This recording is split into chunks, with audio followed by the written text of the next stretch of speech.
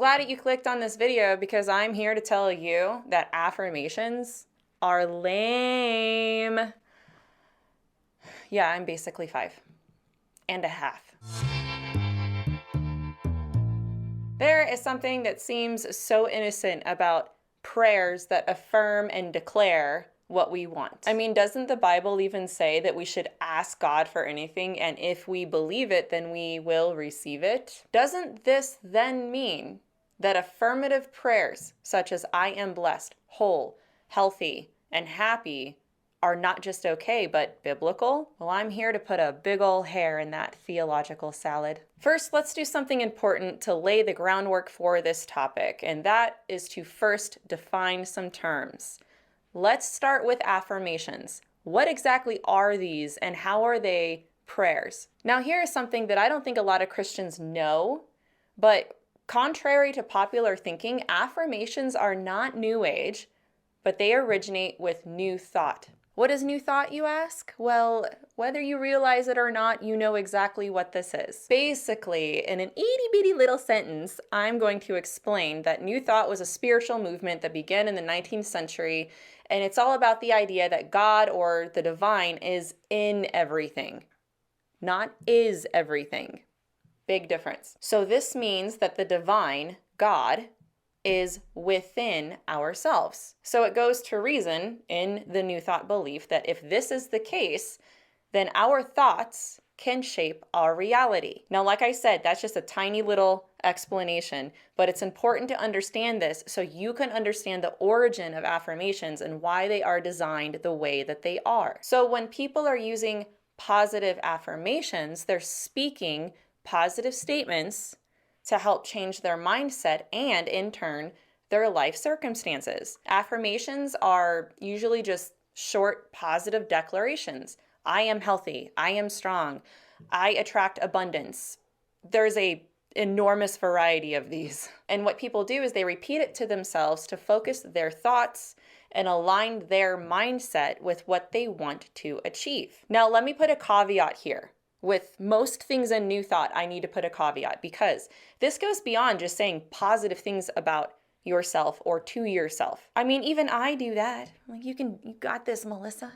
You're smart. You can say things on camera and look smartish doing it. I'm not talking about like self-encouragement or just being positive in general. Affirmations are built different. The reason why affirmations are structured this way is because it's designed to serve you, because you're the one with that little divine spark within you. You got to speak it to create it. See, this is why it's called affirmative prayer. It means speaking in the now as if you had it now, and you can speak it in the positive because your words and thoughts create reality. For example, you don't say, I will get healthy. No. You say, I am healthy. I am cured. You don't say, oh, I will be rich. I will get married. No, you speak it as if you had it now. You declare it as if it were reality. Now, here's the tricky part. New Thought postures affirmations as being biblical, as being a Christian concept that Jesus taught. But more on that later. Now let's compare that definition of affirmations with Christian prayer, which is very different and a whole lot more wholesome and organic. It's more about connecting and communicating with a personal God who is seen as a distinct being who created the universe and is actively involved in it. For Christians, prayer is about building a relationship with God, expressing faith, gratitude, or asking for help and guidance. Christians pray for and ask for specific things all the time, but in doing so, we do it with the understanding that God's will is ultimately what matters and that God might have a different plan than what we have in mind. We put everything at His feet. You can ask Him for anything you want, but for the Christian, it's relational. It's lamenting to Him. It's crying out to the sky sometimes and asking why, but it's also praising Him in His glory and worshiping Him. The idea is to trust in God's wisdom and plan even if it doesn't match what we hope for. We ask God and we lament to Him. You don't demand things from Him, no matter what Kenneth Copeland yells to his ceiling. I mean, there's a reason why there isn't a section in the Psalms called Prayers of David's Declarations and Affirmations. All right, so those are the short definitions of what affirmations are and what Christian prayer is. However, a crucial point needs to be made. There can be a mixture of this. Okay, what I mean is most Christians, for example, don't sit there and think, wow, I have this divine spark within me that will attract other things that are on the same frequency as what I'm putting out. So I got to speak those positive affirmations, send out those good vibes. No, that is not what I'm suggesting. I'm suggesting that most Christians have adopted New Thought affirmation declaration techniques, thinking that these are Christian. This is the fundamental deception of New Thought for the Christian. So I think that is sufficient in defining terms. However, it's hard not to point to a big elephant in the room with a big old Word of Faith banner on its forehead. By far, it's within the signs and wonders movement, like the Word of Faith movement, that I see affirmations posed as declarations. This is no accident, because the ingredients that make up the Word of Faith movement, well, 1/3 of that is New Thought. But there's another aspect of affirmations that can really trip up Christians. They're positive, and they sound biblical. Many teachers and Christians use Bible scriptures to claim that this kind of thing is biblical. And once again, I have to give another caveat here. I don't believe that certain encouraging statements for a Christian equals New Thought affirmations. I just don't. So if I'm going to sit here as a Christian and tell you, yes, I am whole. Yes, I am saved. Yes, I am a child of God. I do not think that that's in the same category. Same verbiage, but it's true. These are true biblical statements that a Christian can say that is aligned with Christian values and a biblical worldview. So I think that I need to be careful there in saying that I'm not trying to overreach and say that every sentence you say that starts with I am is an affirmation. Affirmations are different. They are more like declarations, which again, I'll get into in just a second, but I need to put that caveat there because sometimes we take this and we run with it. And we tend to see things as New Age or New Thought or unbiblical or occultic that really just aren't. We're reading too much into it because sometimes there is a vein of thought within Christianity that is very cynical. And what I mean by that is that sometimes some Christians, not all of course, tend to see the negative in everything. And I'm putting a caution out for that because we can also overcorrect and be too positive about things and forget that there are things like New Thought affirmations or declarations that look and sound positive, but they're actually designed in an unbiblical way. So these two ditches we want to avoid. So keep all of that in mind as we move forward. But the next thing I want to go over is why do affirmations sound biblical? And I'll tell you why. Because it's the phrase that I'm going to repeat over and over again in numerous videos, hoping that it bothers you like an itch you can't reach. And it's because New Thought looks and sounds Christian. It's that simple. And that's a fundamental reason why New Thought should not be confused with the New Age. This is exactly why we find affirmations in our churches and why famous pastors have written books about it. And I know what some of you might be thinking. Well, Melissa, I've seen notable Christians use Bible verses in their affirmations, and even Jesus himself said that we should declare and affirm our prayers, didn't he?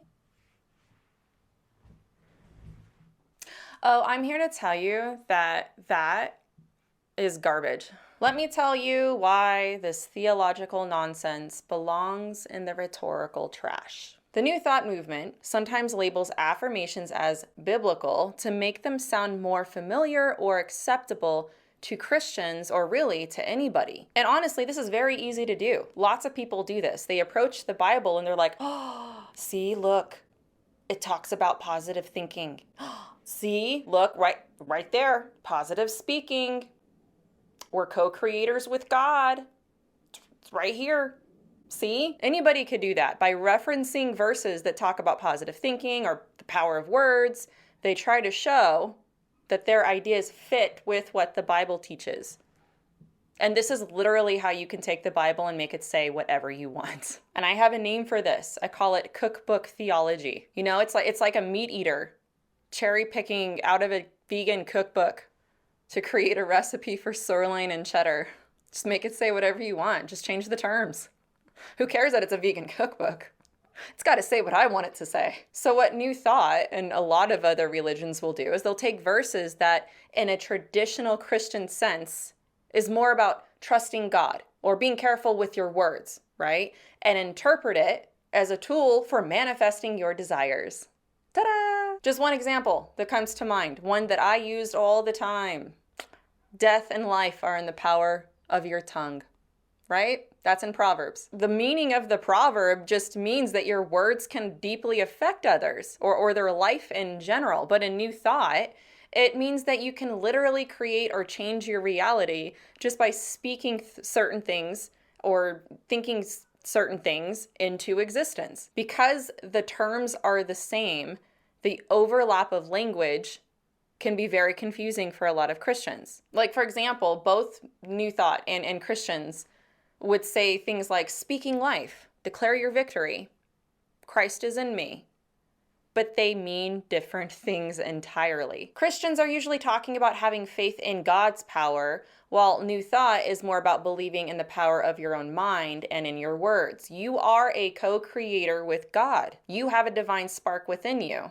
So your words have power. So when affirmations are called biblical, it's often an attempt to make them seem more aligned with Scripture, even if they're actually coming from a different belief system that emphasizes using your own thoughts to shape reality rather than relying on a sovereign, providential God. Now, let me give you some specific examples.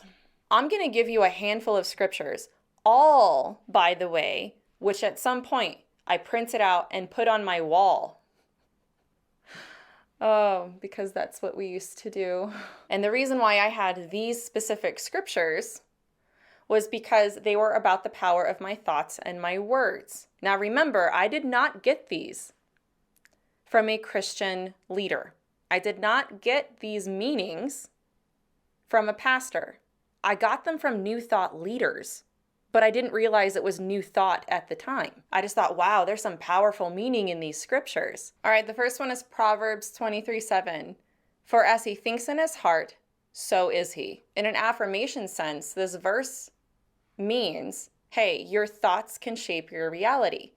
How you think within will make what is. So basically, if you think positively and repeat good things to yourself, those things will happen. It's like your mindset is a magnet for whatever you focus on. And this was supposed to be a proof text for that. The Christian take, however, is different. This verse is a reminder that your inner thoughts influence your character and actions. It's nothing more than that. It's more about being aware of what you let into your heart because it affects how you live in your relationship with God. It's not about magically creating your reality with your thoughts. It's just simple wisdom of who you are in the inside will affect your life. All right, this next one was a big one, Mark 11:24. And I will leave a link in the description to a video that goes into much more detail about this passage because this is a very misunderstood passage. Mark 11:24, whatever you ask in prayer, believe that you have received it and it will be yours. This one drives me nuts. This was like a formulaic scripture for affirmations. This one in Matthew 7:7, which I'll go over in just a second. This verse is used to back up the idea that if you pray, declare, or affirm something with enough faith and confidence and truly believe you already have it in the now, it will happen. It's all about the power of belief. But the Christian take is that this is a call to have faith in God when you pray, trusting in his power. but we can understand that God might answer in different ways. It's about God's plan, not just believing hard enough to get what you want. The next one is one of Kenneth Copeland's favorite verses. Romans 4:17. God calls into existence the things that do not exist. Okay, so in the perspective of affirmations and declarations, what this verse is saying is that like God, we can call things into existence through our words and affirmations and declaring it. New Thought teaches that by speaking positively, you can actually create or change things in your lives. Also, just a little side note here, this is also the exact way that Word of Faith teachers see this verse. So I literally have to pivot my mind back to this discussion on affirmations so I don't totally go on a side rant, freight training into another topic. So just keep that in mind as we go over these, because this is almost exactly how every single Word of Faith teacher interprets these verses. All right, now the Christian take on this verse is about God's power to create and fulfill his promises, even when things seem impossible. It's all about God's ability, not ours, to bring things into being. It's used to highlight that God is in control, that power is unique to him, not that people have the same power as him to create as he did. That's like the opposite of the passage. Okay, next example is Matthew 7:7. Ask and it will be given to you. Seek and you will find. Knock and it will be open to you. If Mark 11:24 drove me nuts, this one makes my brain cells want to file for divorce. This is a very similar interpretation that was on Mark 11:24, and it's basically saying that if you ask for something and you really believe, you'll get it. It's about focusing on your desires and expecting them to come true. If you have enough faith, God will give it to you. This is a very easy scripture to cherry pick and pluck it out and just say, hey, look, it's right there in the Bible. Ask, believe, and receive. It's a formula. But it's just so wildly easy to take the rest of scripture and debunk this one. For the Christian, it's a similar interpretation as a Mark 11:24. It's an encouragement to trust God and bring your needs to him, but also recognize his sovereignty. His plans are bigger than ours. All right, I'll go over just one more. This one is actually Oprah's favorite Bible verse. Psalm 37:4, delight yourself in the Lord and he will give you the desires of your heart. I remember the way that I would see this verse and many others is that this verse would highlight a spiritual law that promises manifestation of your personal desires when you align yourself with the divine presence or energy. It's all about love. If you are aligned with love, then you would get what you desire in that vibration. All right, so get this. Wrap your head around this, because the way to understand this, again, is to understand how New Thought views humanity. The focus is on using affirmations and positive thinking to attract what you want, because your desires are inherently good. This verse would be a confirmation that you are indeed a co-creator with the divine, and by aligning your thoughts and emotions with your desires, which are good, you attract them in your life. The Christian view, of course, is wildly different. It's a call to seek a deeper relationship with God, trusting that as you delight in him, he will align your desires with his will. The focus is on surrendering your own desires to God, trusting him to provide what's best, and understanding that God knows what truly satisfies the heart. It's more about spiritual growth, transformation, and trusting God's wisdom than about manifesting specific outcomes by speaking them into existence. So these are only 5 verses, but I'm hoping it's giving you an idea of how it can look biblical and look like something that Jesus teaches. Now, if this wasn't sufficient enough to show you why affirmations can ruin your prayer life, let me give you a little bit more. First, affirmations can shift from God-centered to self-centered. Affirmations and declarations focus on personal desires and self-empowerment, emphasizing your ability to manifest specific outcomes through positive thinking, declaring, and speaking it out loud. If a Christian starts to rely more on affirmations, which I have seen this, it does happen, they gradually shift their focus from seeking God's will and trusting in His plans to trying to control and dictate their own outcomes. This makes prayer less about communicating with God and more about fulfilling personal desires, which can weaken their relationship with Him. Secondly, bouncing off of that, it can undermine your dependence on God. Christian prayer is rooted in the idea of a healthy dependence on God's strength, wisdom, and provision. Affirmations, on the other hand, can promote the belief that you already have the power you need within yourself. This can create a mindset that says, I can handle everything on my own, which goes against the Christian understanding of needing God's help and guidance in all things, and then not to mention fellowship with other Christians. It's not to say that God doesn't give us freedom in some areas to make choices. Scripture gives us boundaries and guidelines that gives us the freedom to go make choices. But the idea is that it's about that relational connection with God. Third, affirmations can confuse personal will with God's will. This one's a big one. So what affirmations can do is they tend to get people aiming more and focusing more on their personal goals, desires, and outcomes, like health, wealth, or success.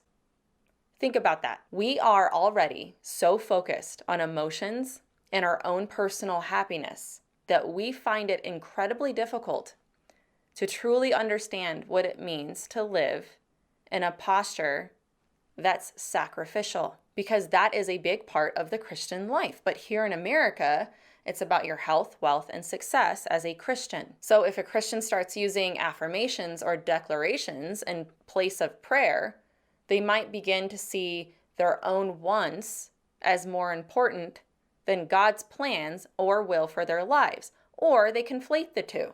They think, oh, what I want is what God wants. And it's really the other way around, is the way it should be. What I've seen this end up doing is that it leads to intense frustration and disappointment when things don't go as planned. Because people are more focused on what they want rather than on what God might be doing in their lives. This can shipwreck your faith. And this can be a little tricky because a lot of people can sit in a posture where they are waiting on God and believing on God for something. And I believe that's biblical. We should do that. But this segues me into my next point, which is that affirmations can turn prayer into a formula. Affirmations are repeated phrases designed to produce a specific result, which can create a mentality that prayer is like a magic formula. Say the right words enough times, and you'll get what you want. Not only can this approach diminish the deeper relational aspects of Christian prayer, which is about talking to God and listening to Him, getting in your word, worshiping Him, confessing sins, seeking His presence and guidance. But it's also something that Jesus said not to do. He says in Matthew 6 that repetitive prayer is done in vain. And in some translations, Jesus says that this type of prayer is associated with how pagans pray.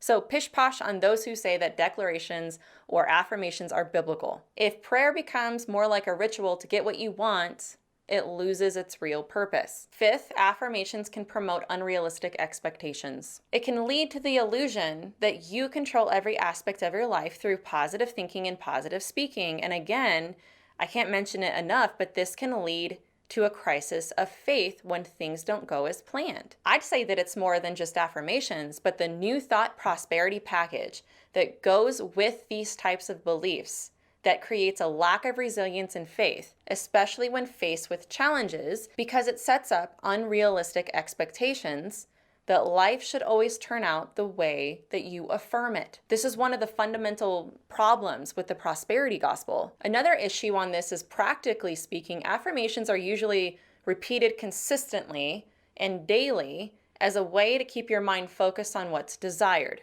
Okay, so remember, you say these phrases even if you don't have them, even if it's not what's actually true. I'm talking about living in a frame of mind that disconnects you from reality. My sixth reason is another thing that I brought up a little bit before, is that affirmations can blur the lines between faith and positive thinking. If a Christian begins to confuse faith, sorry, I forgot I had these on. If a Christian begins to confuse faith with believing in their own ability to create specific outcomes, they might end up putting their trust in their own words and thoughts rather than God, but then convince themselves that it's God's will to pray this way. This can lead to a distorted view of what faith really means and can make some people really difficult to talk to. They're not going to listen to the person that wants to talk sense. No.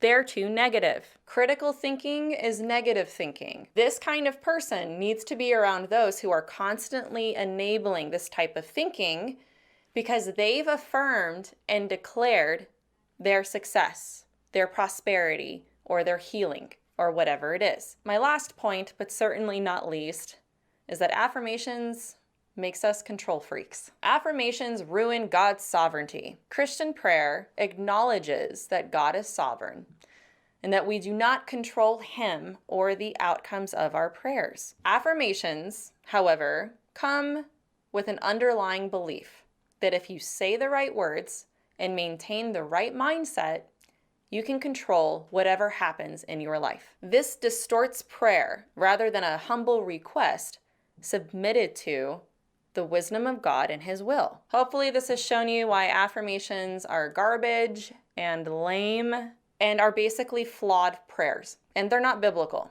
Same with declarations. Be sure to check out the description for more information and let me know your thoughts in the comments below.